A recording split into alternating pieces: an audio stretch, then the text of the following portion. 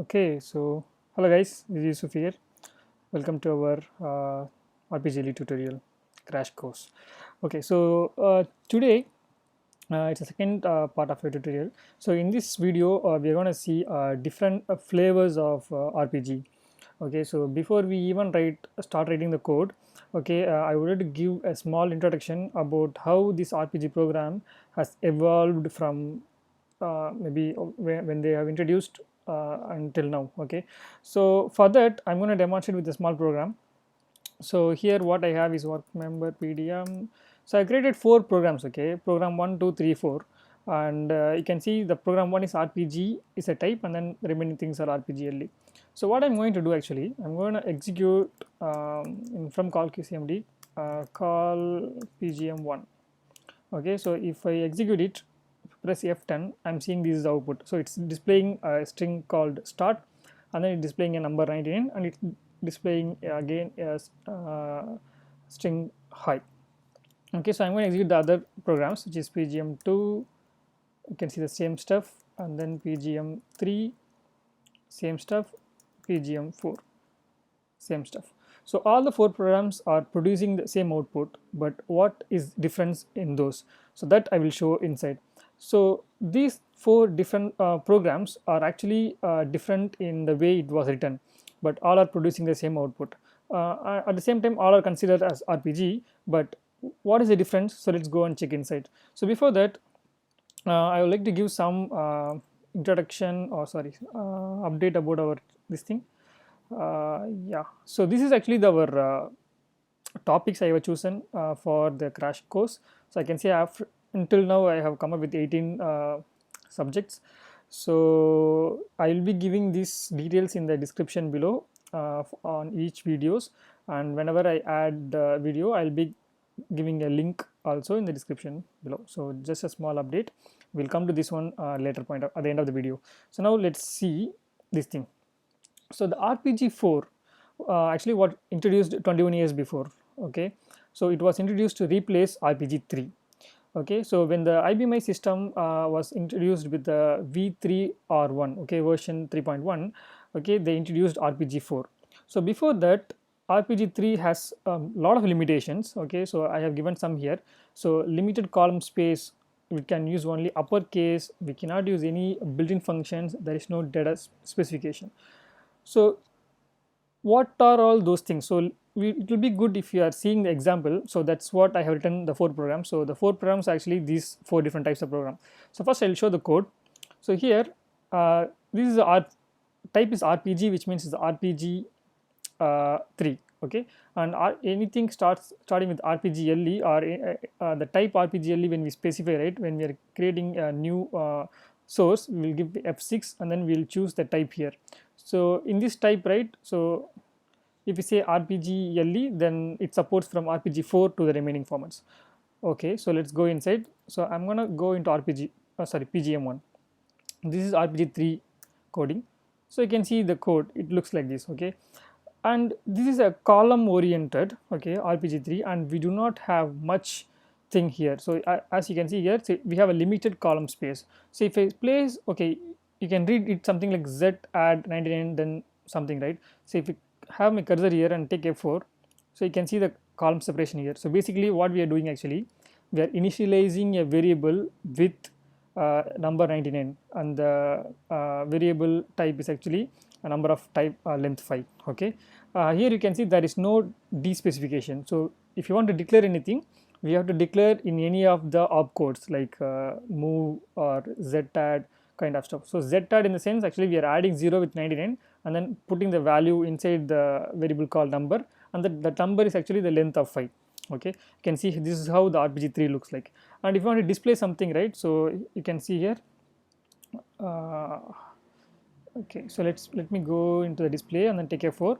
So DSPLY is a 5 character opcode.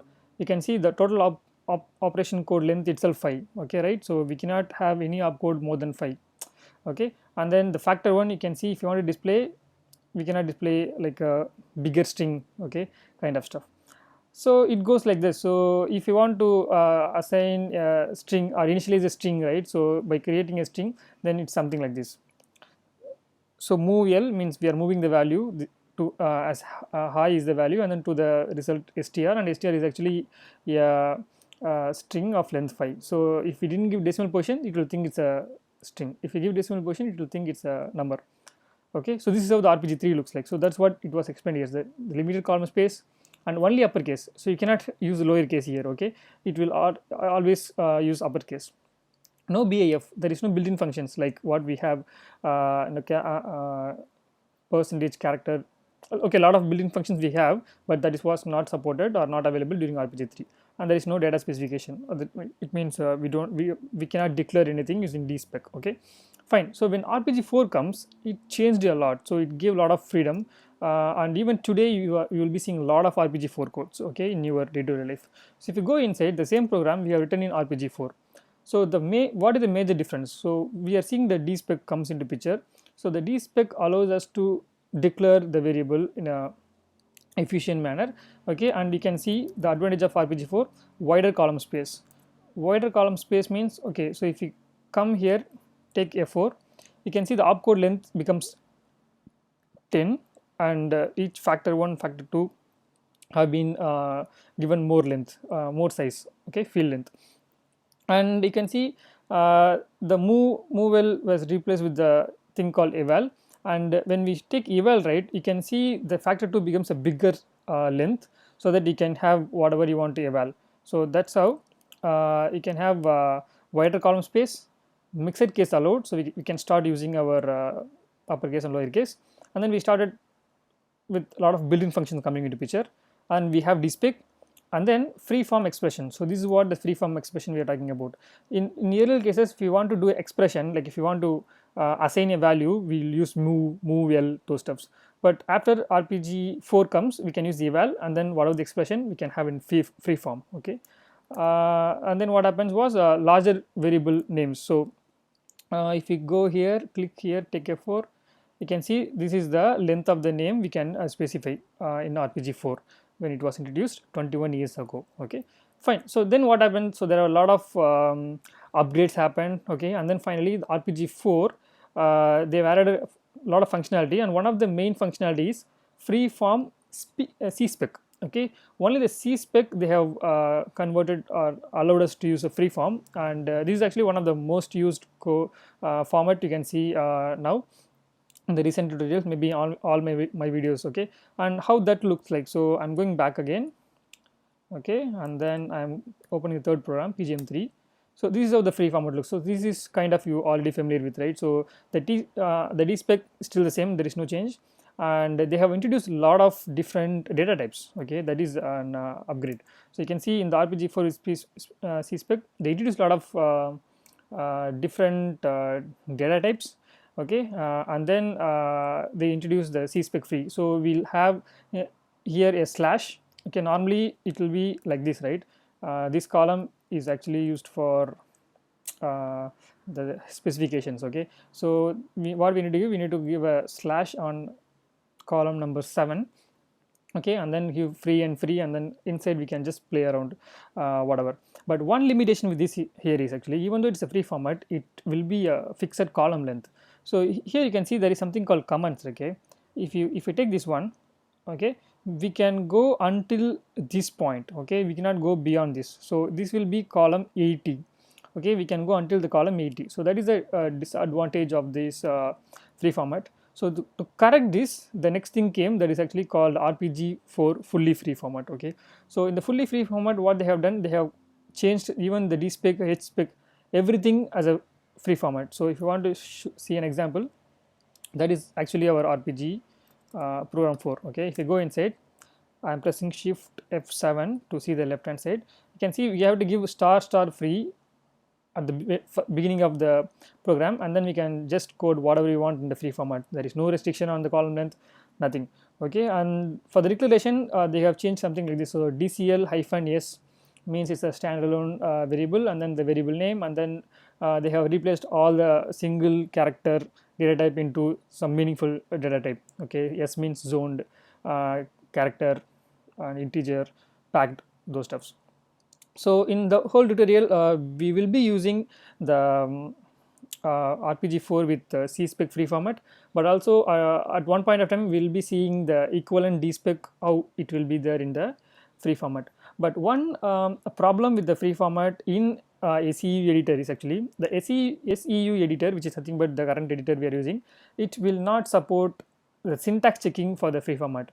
Basically, I like syntax checking because since even in RPG until this point, right, RPG4 with the C-spec free format no issues. But if you want to create a new variable, right, so what normally I will do, I'll give a D and give a name, okay, and then I want to give a S here basically. So for that I will take A4, okay. If not, right, it will tell me where exactly I need to place this thing. So I give a C and then take A4. Say for example, I'm going to issue a opcode called chain.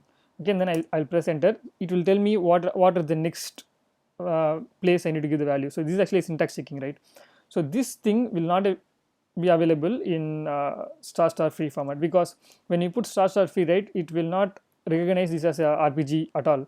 Okay, it will start showing the error in the first line itself. So for that we need to go shift F1, and then okay, I'm in browse mode. So if you go to edit mode, shift F1, so you can see there is a syntax checking. We need to disable the syntax checking, then only while typing it won't show any syntax error. Okay, so that is pretty much the introduction of the different flavors of the RPG what we have in our IBMI. The one good thing what you are seeing now is actually, even if you write the RPG3 code in 2018, it will still work. So that is the beauty of IBMI system. Okay, it's a extremely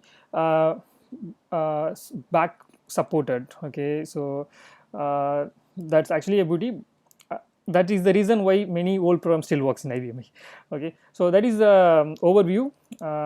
So next video we'll start seeing the declaration portions, and then we'll proceed further. And before I wind up, I want to give another update. What is that update? Okay, channel update. So yeah, so I'll be adding a subtitle to my videos because it was requested by some people.